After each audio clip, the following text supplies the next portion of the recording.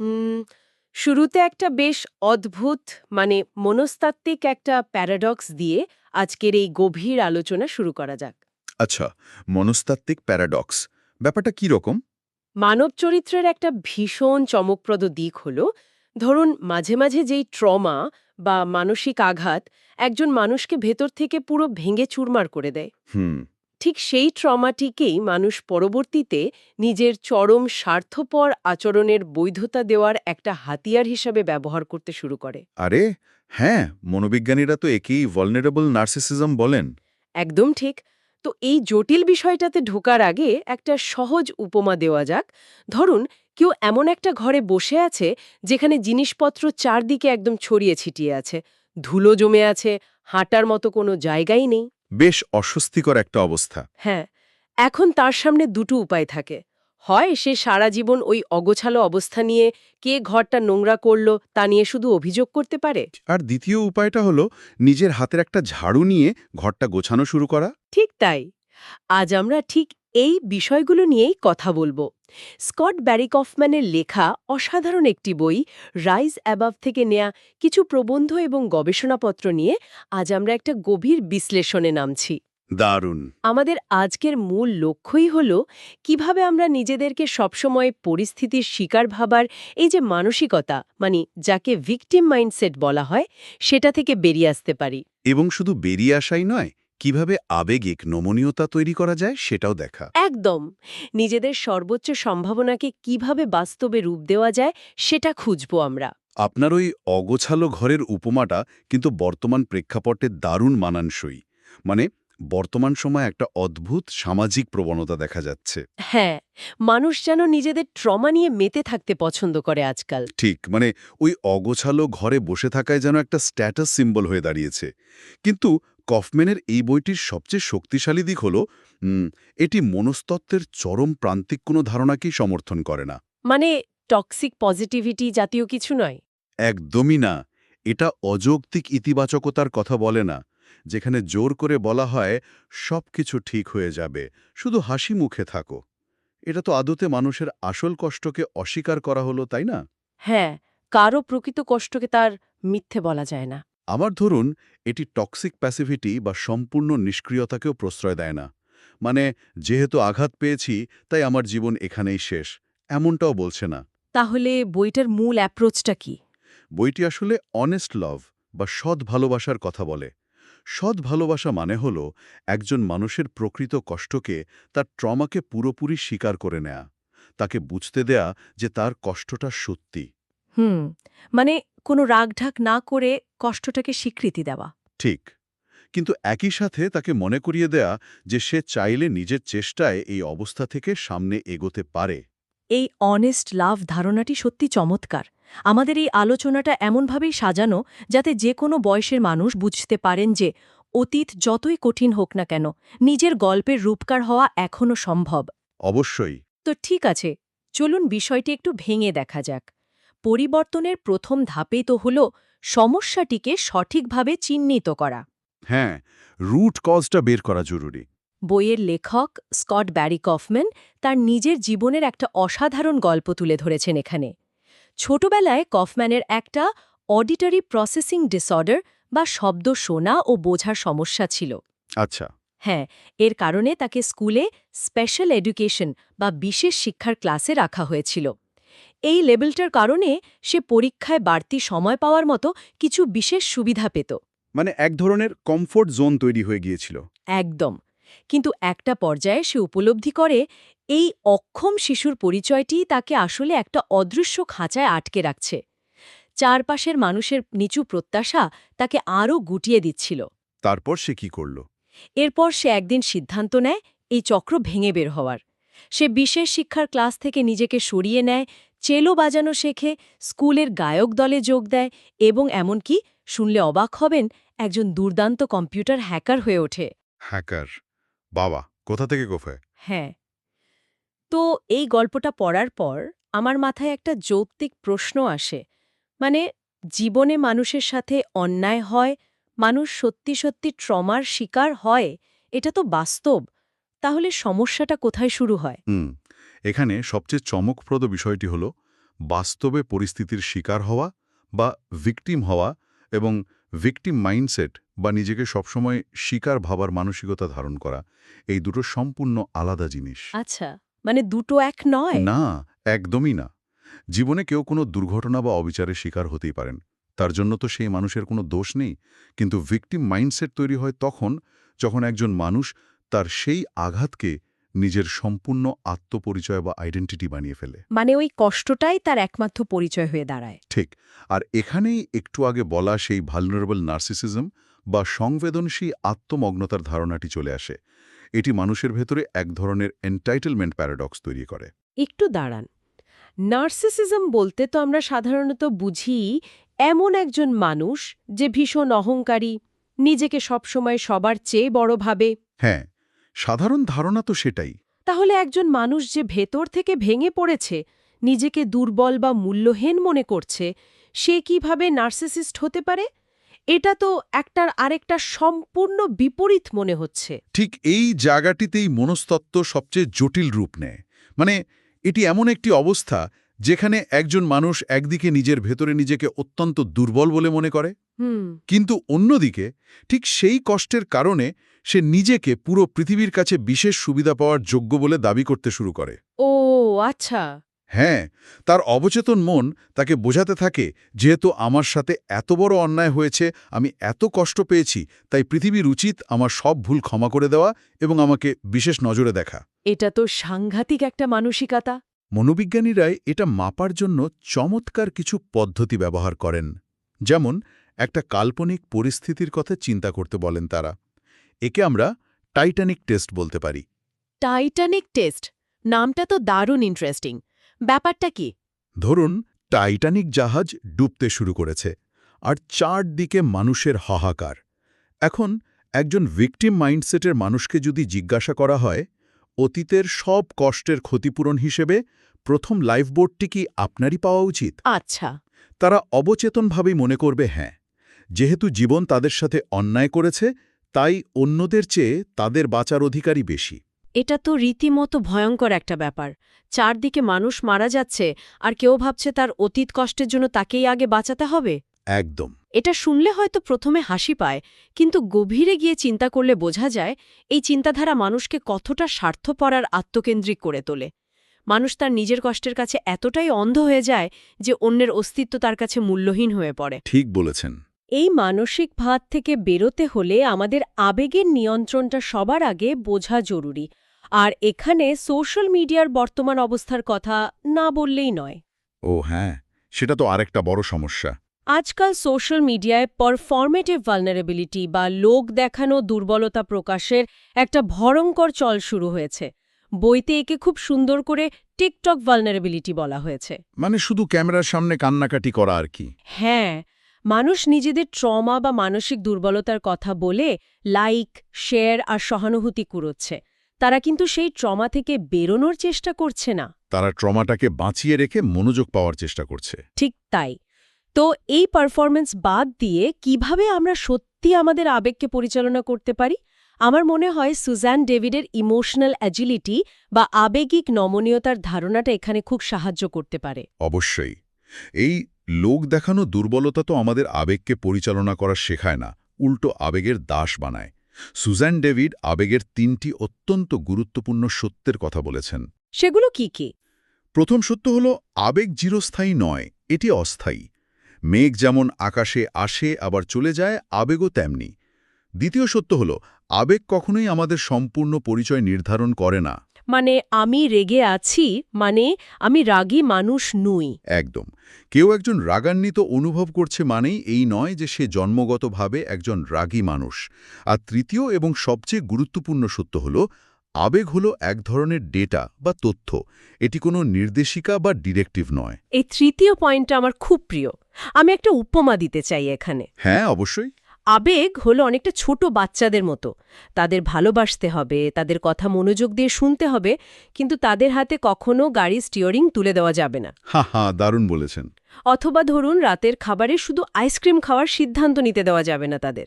মানে আবেগ আমাদের বলছে যে কোথাও কোনো সমস্যা আছে, কিন্তু সেই সমস্যার সমাধান কি হবে তা তো আবেগের হাতে ছেড়ে দিলে চলবে না। উপমাটা একেবারে নিখুঁত।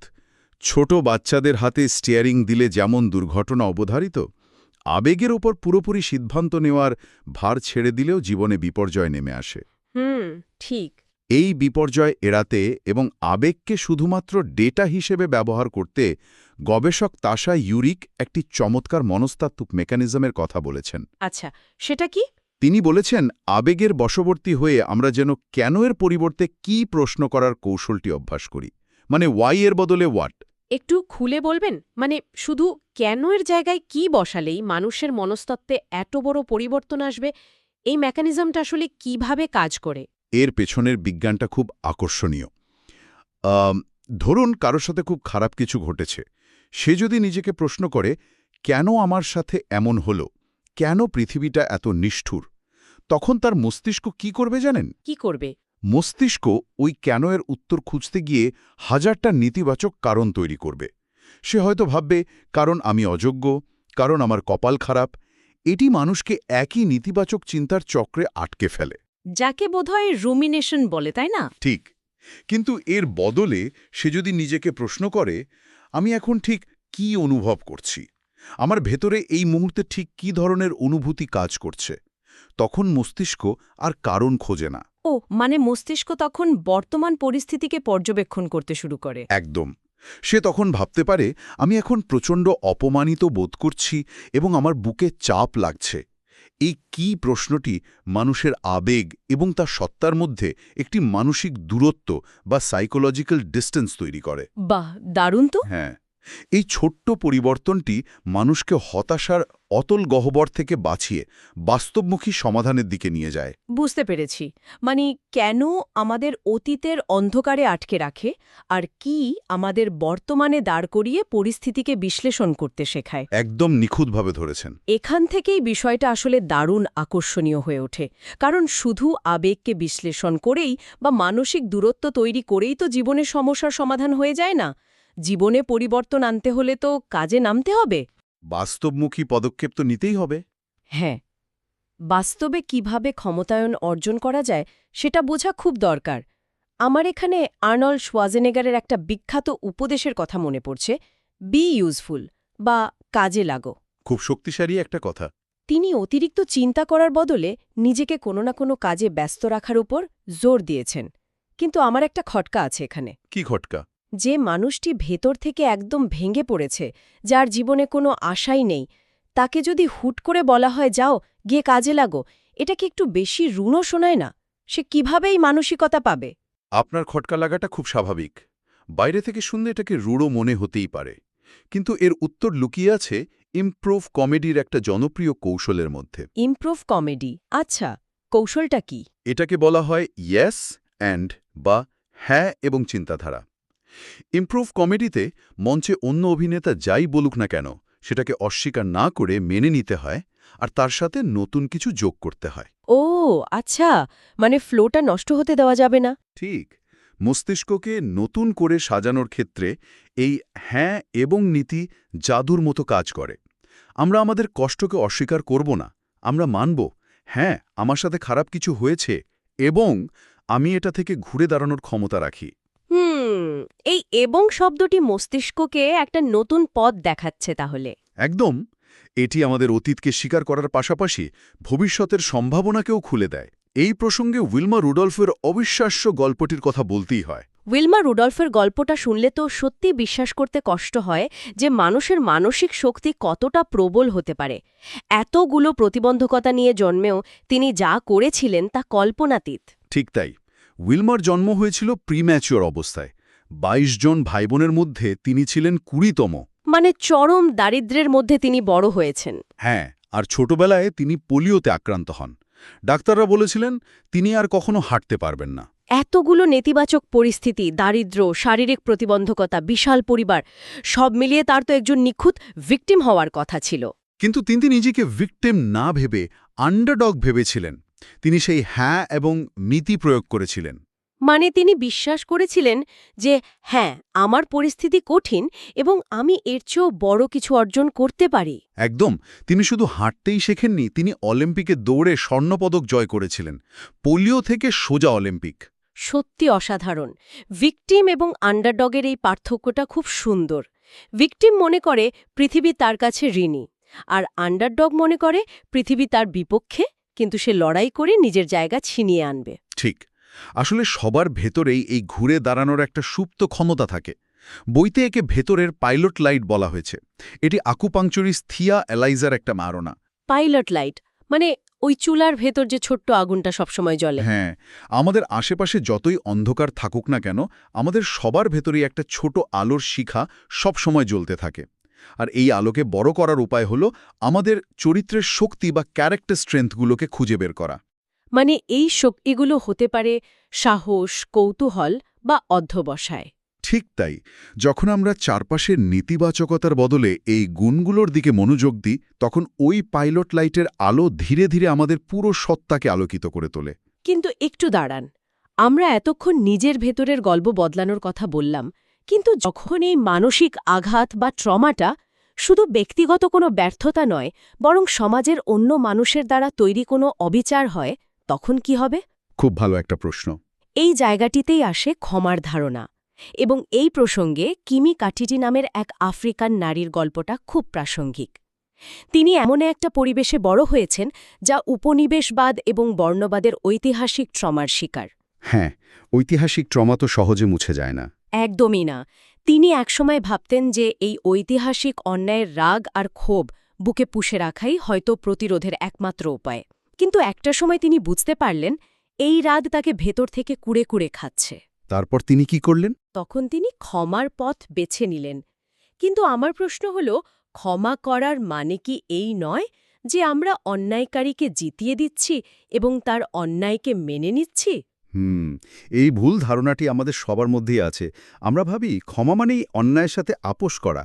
কিন্তু মনস্তাত্ত্বিক দিক থেকে ক্ষমা মানে অন্যায়কে মেনে নেওয়া নয়, বরং সেই অন্যায়ের উপর থেকে তার নিয়ন্ত্রণ কেড়ে নেওয়া। ব্যাপারটা একটু বুঝিয়ে বলবেন?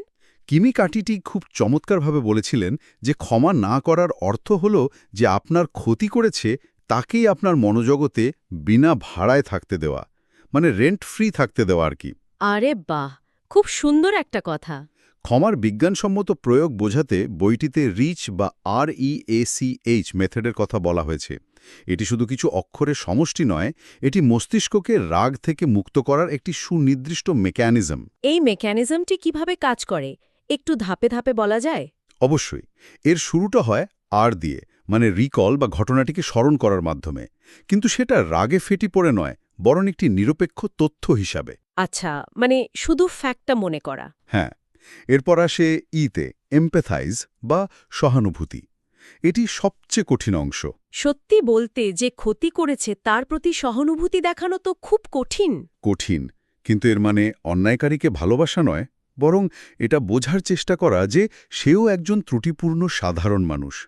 যখনই ভিকটিম বুঝতে পারে যে অন্যায়কারী কোনো সর্বশক্তিমান দানব নয়, বরং একজন সাধারণ মানুষ, তখনই ওই অন্যায়কারীর ক্ষমতা ভিকটিমের মনের ওপর থেকে নষ্ট হয়ে যায়। বুঝতে পেরেছি। তারপর? এরপর আসে এতে, অলট্রুয়েস্টিক গিফট, মানে ক্ষমাকে একটি নিঃস্বার্থ উপহার হিসেবে দেওয়া। কারণ মানুষ নিজে যখন ভুল করে সেও তো অন্যের কাছে ক্ষমা প্রত্যাশা করে, তাই না? হ্যাঁ, তা তো বটেই। আর শেষের অংশ দুটি হল সিতে, কমিট, এবং এইচে, হোল্ড অন, অর্থাৎ ক্ষমা করার সিদ্ধান্তে অটল থাকা এবং পুরানো রাগ ফিরে আসতে চাইলে নিজেকে মনে করিয়ে দেওয়া যে আমি তাকে মুক্ত করার জন্য নয়, নিজেকে মুক্ত করার জন্যই ক্ষমা করেছি। সত্যি খুব গভীর একটা উপলব্ধি। তাহলে ব্যাপারটা কি দাঁড়ালো? ক্ষমা হলো নিজের মনের চাবি নিজের হাতে ফিরিয়ে নেয়া। একদম। এই পদ্ধতিটি শুধু ব্যক্তিজীবনেই নয়, সমাজের বৃহত্তর পরিসরেও তো খুব প্রাসঙ্গিক, তাই না? অবশ্যই। যদি আমরা এটাকে বৃহত্তর প্রেক্ষাপটের সাথে যুক্ত করি, তাহলে ব্যক্তিগত পর্যায় থেকে এই আলোচনা সমাজ ও গোষ্ঠী পর্যায়ে চলে যায়। একে বলা হয় কালেকটিভ ভিকটিমহুড বা সামষ্টিক ভিকটিম মাইন্ডসেট। মানে একটা পুরো দল বা গোষ্ঠী নিজেদেরকে ভিকটিম ভাবতে শুরু করে। হ্যাঁ, ব্যক্তি যেমন নিজেকে ভিকটিম ভাবতে পারে, তেমনি একটি পুরো গোষ্ঠীও নিজেদেরকে চিরস্থায়ী ভিকটিম হিসেবে সংজ্ঞায়িত করতে পারে। আর যখন একাধিক গোষ্ঠী এই মানসিকতা ধারণ করে, তখন সমাজে এক ধরনের ভিকটিমহুড অলিম্পিক্স শুরু হয়। ভিকটিমহুড অলিম্পিক্স শব্দটা তো বেশ কৌতূহল উদ্দীপক। মানে কষ্টের অলিম্পিক? ঠিক তাই। এটি এমন এক অবস্থা যেখানে সমাজের বিভিন্ন গোষ্ঠী নিজেদের মধ্যে এক অলিখিত প্রতিযোগিতায় মেতে ওঠে, কে কার চেয়ে বেশি নির্যাতিত, কার অতীত ইতিহাস কতটা বেশি করুণ তা প্রমাণের জন্য। ও, মানে যে প্রমাণ করতে পারবে সে বেশি কষ্ট পেয়েছে, সে বেশি সুবিধা পাবে। একদম। যে গোষ্ঠী প্রমাণ করতে পারে যে তারা সবচেয়ে বেশি কষ্ট পেয়েছে, সমাজে তাদেরই বেশি নৈতিক শ্রেষ্ঠত্ব দেওয়া উচিত বলে তারা দাবি করতে থাকে। এটা তো একটা ভয়াবহ লুপ তৈরি করে। হ্যাঁ, তবে এখানে একটি বিষয় অত্যন্ত সতর্কতার সাথে উল্লেখ করা প্রয়োজন। বইটিতে খুব স্পষ্টভাবে দেখানো হয়েছে যে এই সামষ্টিক ভিকটিম মাইন্ডসেট কোনো নির্দিষ্ট রাজনৈতিক বা সামাজিক মতাদর্শের মধ্যে সীমাবদ্ধ নয়। মানে ডানপন্থী বা বামপন্থী সবাই এর শিকার হতে পারে। একদম।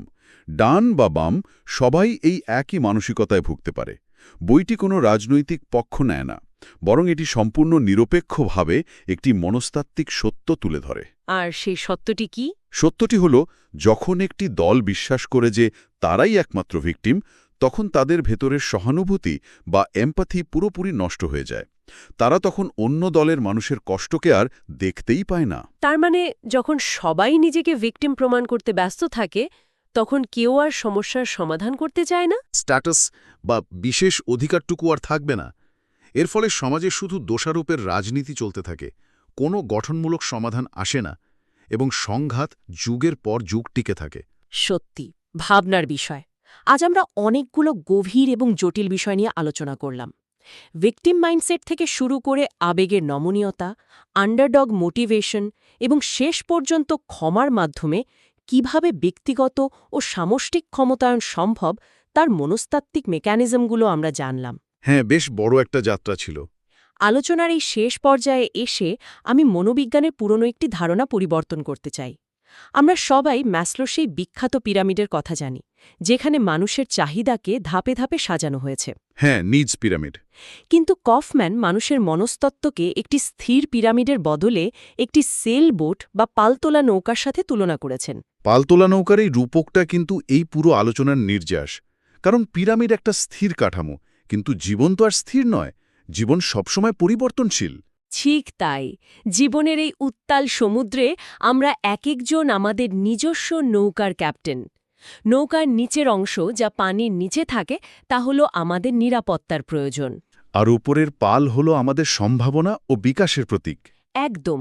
বাতাস হয়তো সব সময় আমাদের অনুকূলে থাকবে না, সমুদ্রে ঝড় আসবে, ট্রমা বা আঘাত আসবেই, কিন্তু পালের দিক পরিবর্তন করার এবং নৌকাটিকে সামনে এগিয়ে নেওয়ার ক্ষমতা কিন্তু আমাদের হাতেই আছে। অতীতকে হয়তো আমরা বদলাতে পারব না, কিন্তু বাতাসের সাথে মানিয়ে নিয়ে কিভাবে গন্তব্যে পৌঁছাবো সেই সিদ্ধান্তটা তো আমাদেরই।